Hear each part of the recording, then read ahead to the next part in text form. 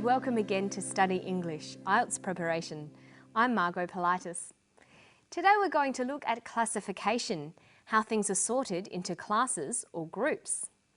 We'll listen to an archaeologist talking about artefacts, things left behind from the past, and what sorts of groups they belong to. And we'll finish by doing some pronunciation practice on final S sounds. Well, these are all artefacts from the cesspits at Castleton Place, and there's a real assortment of different types. Some of the artefacts we've got relate to, the leisure time activity, the pastimes that people might have had. There are some gaming tokens. This is a lead disc with a horse figurine on it as well. It would have been used as some sort of betting token. The dice there, the bone dice as well. There's a couple of dominoes. One's made out of bone, one we think's made out of slate. Some of the other pieces, we've got a lead rifle that would have been a part of a child's toy soldier set. Yeah, these bones again from the cesspits at Castleton, and quite clearly it's been cut. These aren't natural breaks at all. Right. These are what we refer to as butchering marks. So we're not just learning what sort of animals were being eaten at Castleton, we're also learning about the cuts of meat that were being provided, whether it's been done locally by the individual house owners or whether they're going to a local butcher. I think the artefacts from Castleton Place and the other results of the archaeological process are important because they give us a really rare insight into the way Melbourne operated in its early years. The speaker, Jeremy Smith, is discussing the artefacts he's found in Melbourne. Let's look at how he classifies or sorts out these artefacts for us. First, the opening statement tells us what is being classified. This is an orientation. Then the things are classified according to certain criteria. They're put into groups. Finally, at the end of the classification, there's a summary or a comment on the groups and their significance. Let's listen to Jeremy's opening statement or orientation. Well, these are all artefacts from the cesspits at Castleton Place, and there's a real assortment of different types. So the topic of this classification is the artefacts from Castleton Place. We are told that there is a real assortment of different types. From this opening statement, we would expect the rest of the passage to be about the different types of artefacts found there. And that's exactly what's given. Listen to how the first type is introduced. Some of the artefacts we've got relate to, the leisure time activity, the pastimes that people might have had. The first category is of artefacts relating to leisure time activity or pastimes. This is the first group or class of the classification. To make this clearer to the reader or listener, he could have used signals to show this was the first category. He could have said, firstly, we have artefacts that relate to leisure time activities. What's the next group? Some of the other pieces, we've got a lead rifle that would have been a part of a child's toy soldier set. So the second category is children's toys. Again, he could have introduced this by saying second or secondly. Secondly, we have children's toys. And what about the third or final category? Yeah, these bones again from the cesspits at Castleton, and quite clearly it's been cut. The third category is to do with bones, evidence of what people ate. So thirdly, we have bones. So after describing the different classes or groups, Jeremy summarises by saying why the artefacts are important. I think the artefacts from Castleton Place and the other results of the archaeological process are important because they give us a really rare insight into the way Melbourne operated in its early years.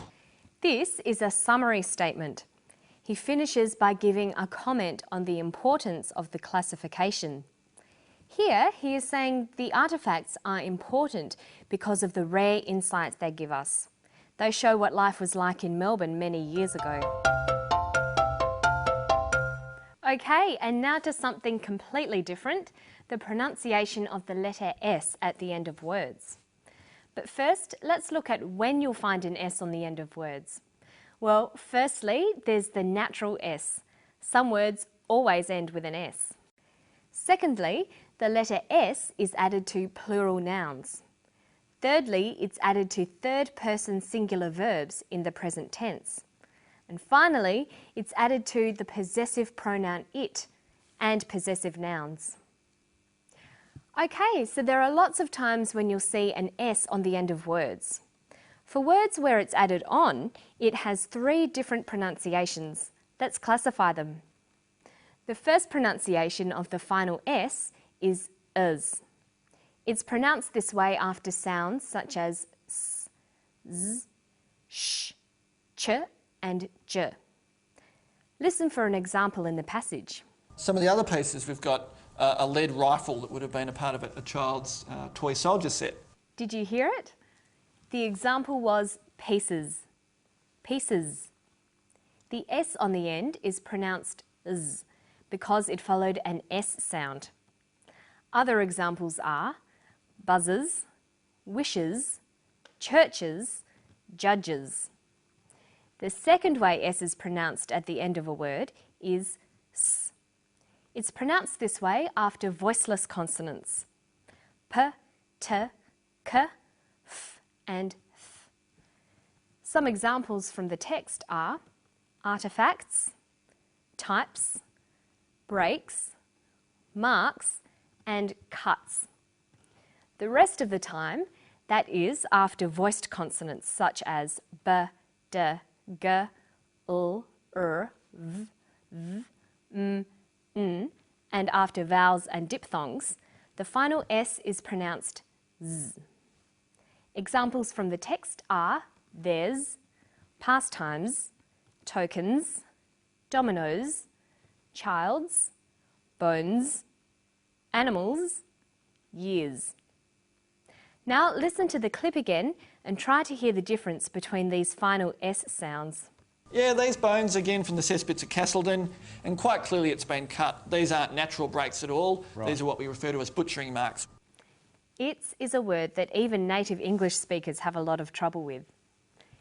Its can be written without an apostrophe and with an apostrophe. But what's the difference? Well, with an apostrophe, its is a contraction of it is or it has. Without an apostrophe, its is a possessive pronoun. The other possessive pronouns are my, your, his, her, our, and their. These are used to show possession. For example, is that your dog? What is its name? Remember that possessive pronouns never have an S added to them, but possessive nouns do. Is that Simon's dog? Apostrophes can often cause trouble for English language learners. They're used with contractions and with possessives. Don't ever use an apostrophe to make nouns plural.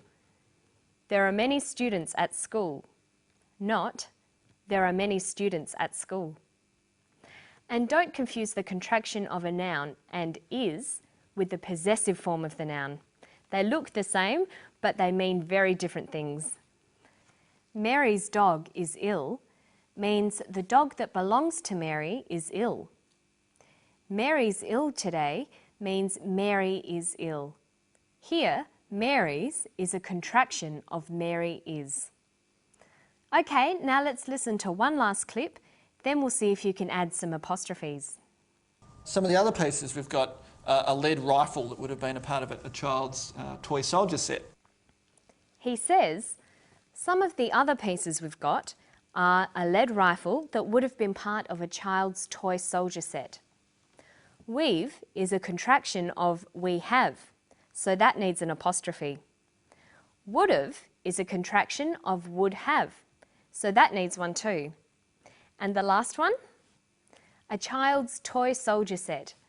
The toy soldier set belongs to the child.